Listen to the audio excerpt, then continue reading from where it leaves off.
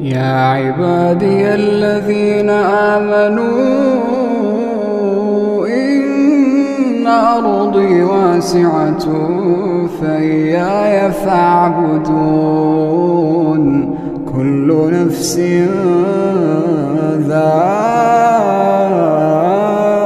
ذائقة الموت كل نفس ذائقة الموت ثم إلينا ترجعون والذين آمنوا وعملوا الصالحات لنبوئنهم